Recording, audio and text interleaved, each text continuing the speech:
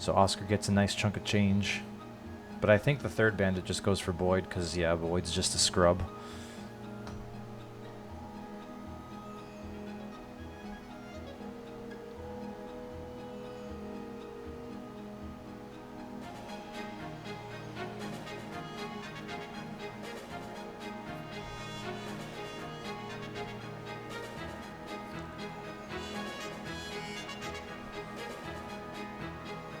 And then we check ranges again.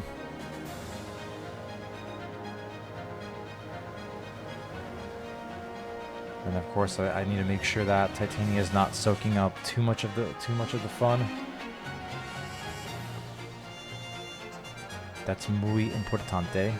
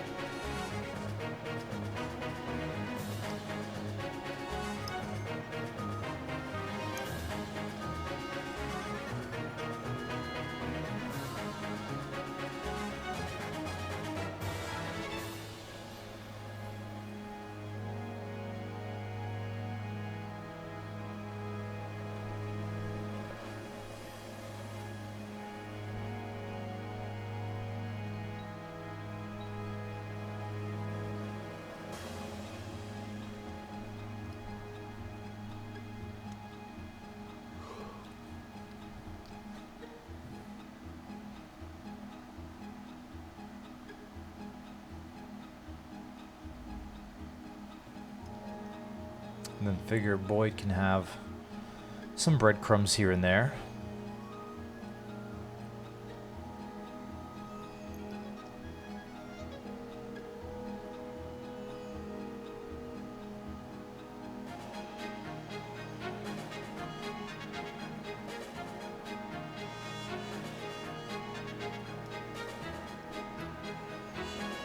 But yeah, as you can see, even Chapter 1 in Maniac mode can make a person sweat a little. Because you definitely got to be a little careful. I mean, again, you could have Titania bum rush the entire chapter, but not really advisable. You at least want Ike to get a couple of levels in this chapter. Because you want to try and get him as ahead of the curve as possible. Because, yeah, if he falls behind, it's going to make your run a lot harder. Especially if you're doing an Iron Man. Especially as we get into the point of the game where siege tomes become prevalent.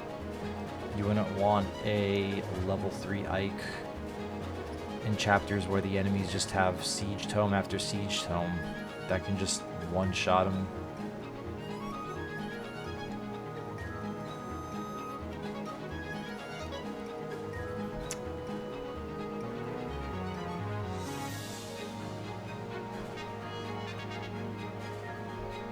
Yeah, we're just passing around the vulnerary here.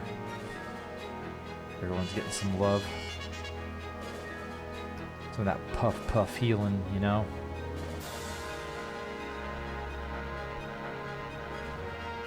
Just pass that shit around. Pass it.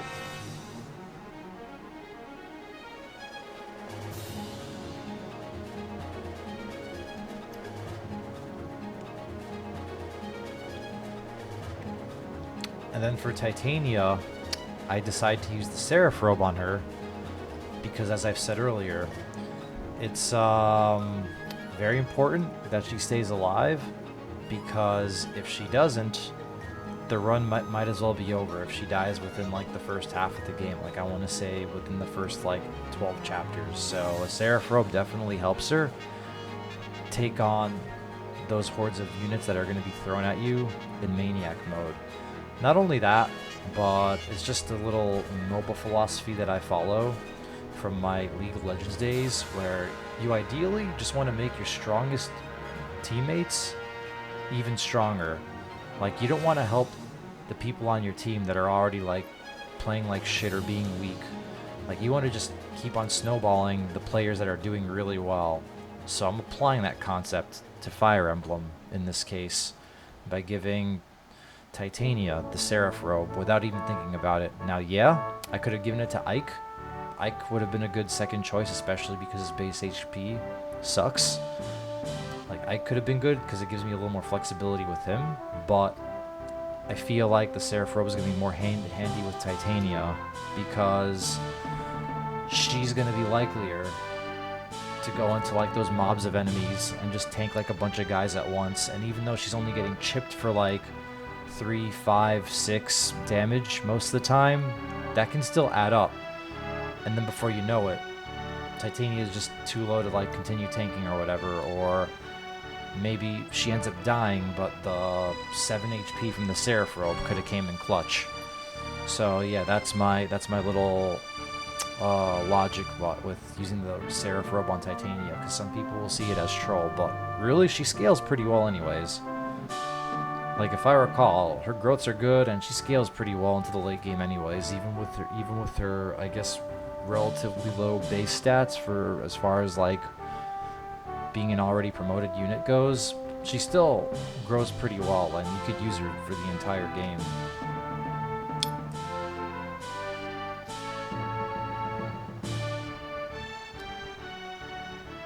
Oh yeah, and then I believe Ike got a level up while I was yapping there.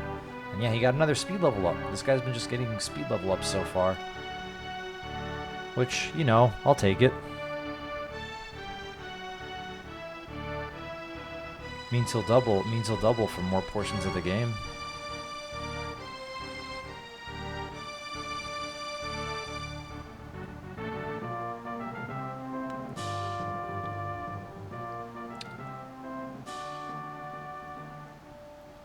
And if you've made it this far, how was your day? How's your day been? You having a good time? You having a joyful time? But yeah, and as far as this audio stuff goes, do not worry. After chapter 2, the audio on my streams and my recordings are fixed. So by chapter 3, you'll just see raw gameplay of me talking about the things I do as I'm doing them in the moment, and not as a voiceover trying to react to all this stuff. Because yeah, once again, the only reason I'm doing that is because the audio ended up being not so good at the time of streaming, because the game music was louder than like my speaking music. So, and it kind of made things a little weird. So I figure, why not do this instead? But yeah, we're still navigating through this little choke point.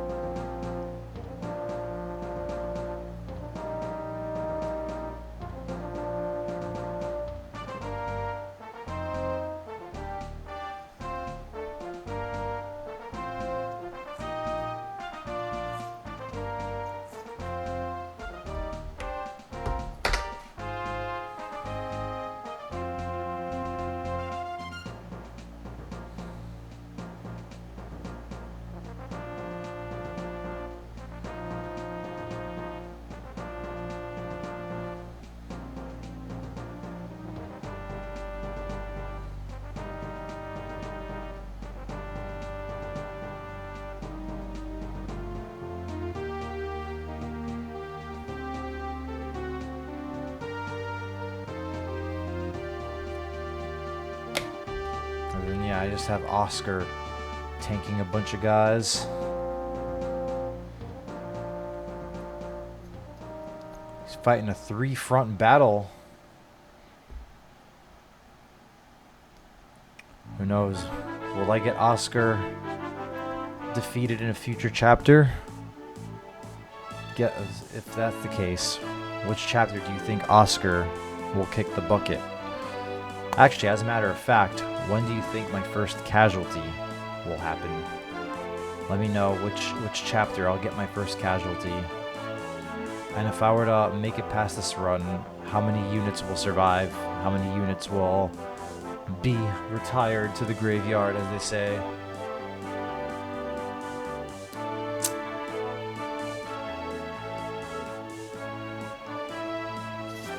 And then, yeah, if you look at my webcam, you can see one of my dogs in the background. Her name is Snowy. That white little diva. She might be adorable, or she might look adorable, but deep down, she is a diva. In every sense of the word, she is a diva. But you know what? She keeps me on my toes, so I can't complain.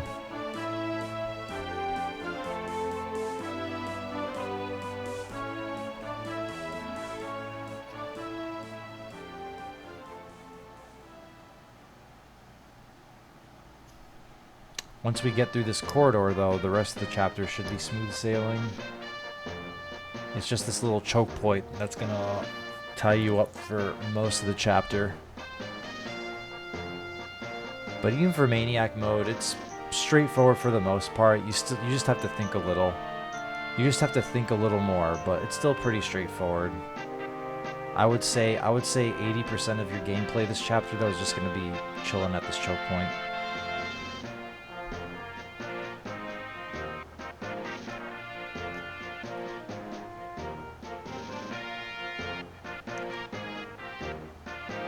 And passing around the vulnerary like it's some sort of party favors.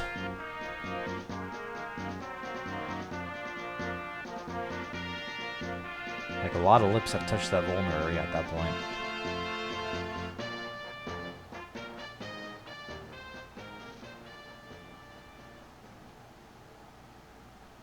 And then Titania's vulneraries have been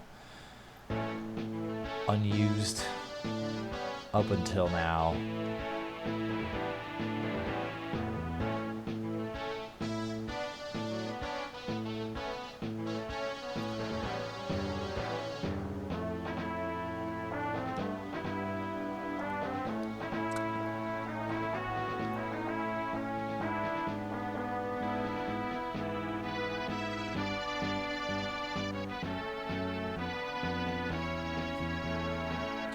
And then in a worst case scenario, Oscar can take the other 2 hits that are coming his way.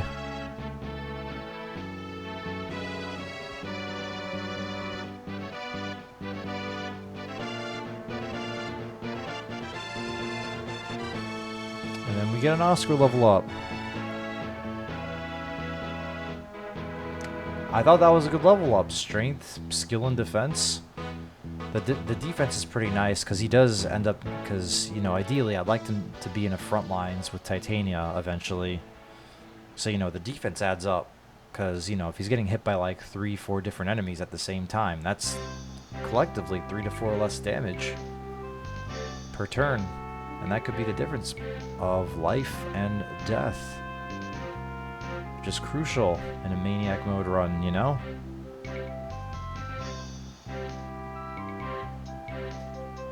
And then Ike gets the sky.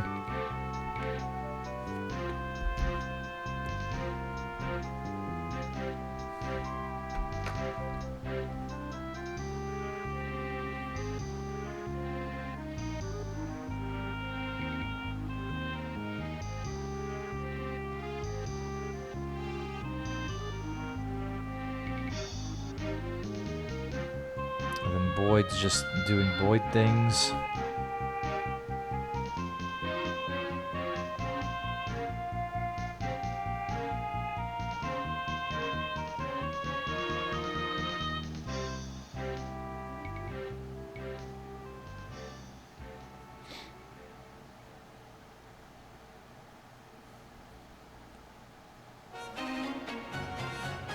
Yeah, it's really just these 2 guys, before we go after the boss.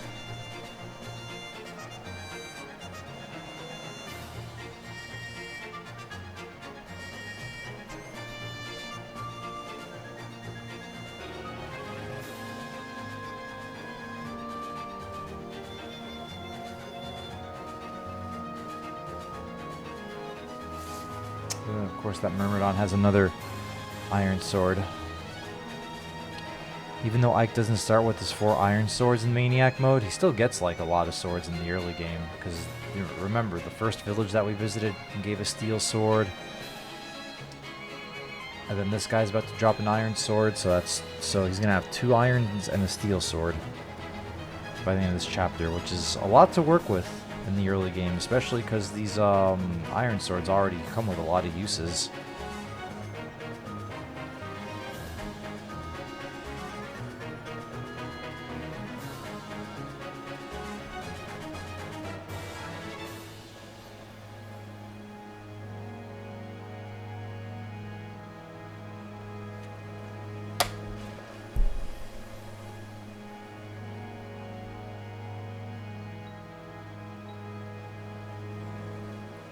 Imagine if that boss moved, but I don't think it would have mattered anyways. That boss is basically a generic. Might as well be generic.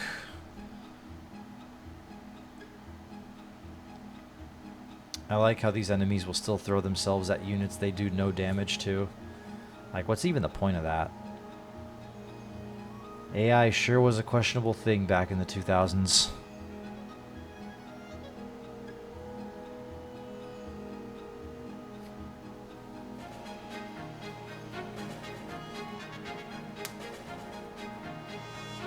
There's some easy pickups for our boy Oscar though.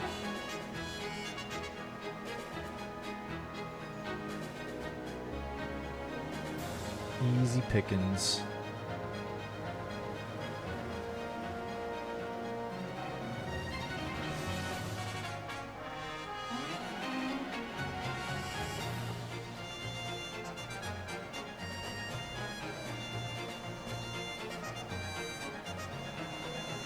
We just get rid of the Myrmidon and collect the Iron Sword.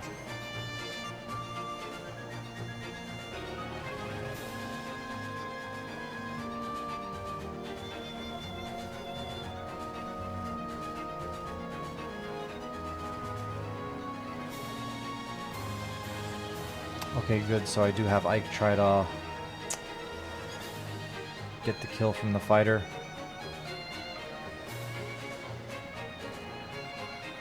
Over here, I try to do something big-brained. So basically what I do here is I eventually have Titania grab the Iron Lance from Oscar so she can get the boss down to 2 HP so that Ike can take the kill.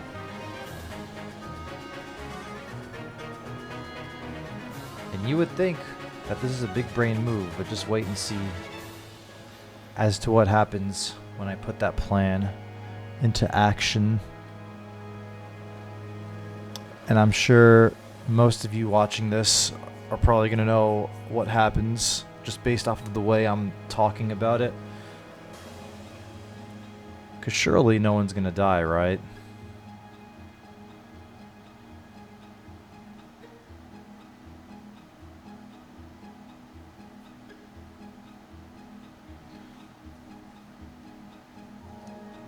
But yeah, I'm just thinking about how I'm going to get the boss kill to Ike at this point, if I recall.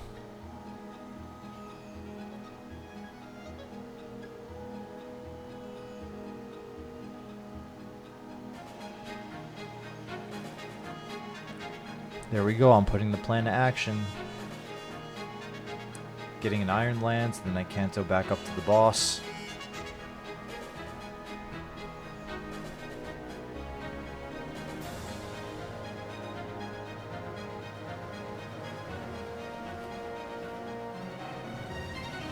There we go.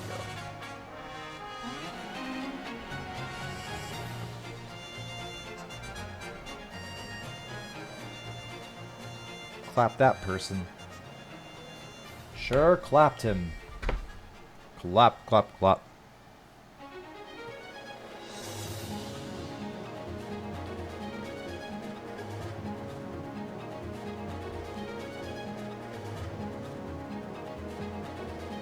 Oh, here you go. See?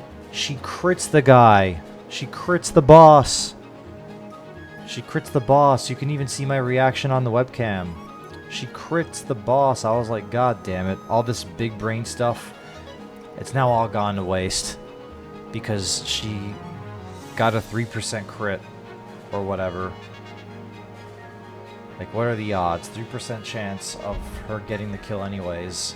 And I went through all those mental gymnastics just for Titania to get 12 XP.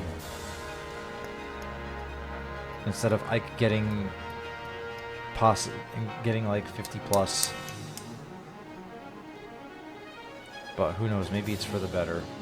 Maybe this will give me better RNG on the future Ike level ups. Because, you know, karma always finds its way.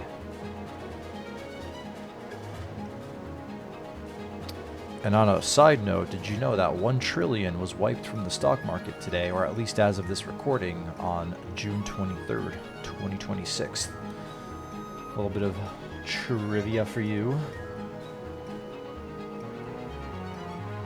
And then, yeah, I believe over here I'm just trading around, making sure people have their items and whatnot. Making sure Oscar has his lance back, because that would be very awkward if Oscar didn't have his lance for the next chapter. So I definitely made sure to remember. And then, of course, we passed the steel sword to Ike, but I think he's had the steel sword already, so that's just me having brain fog. And then that is the chapter. So, first chapter, no casualties. We did it. We did it. Well, I guess the only real casualty here would be Titania critting the boss and taking a huge chunk of Ike's XP in the process, which is still making me salty to this day. But, yeah, that's chapter 1 done. Stay tuned for more.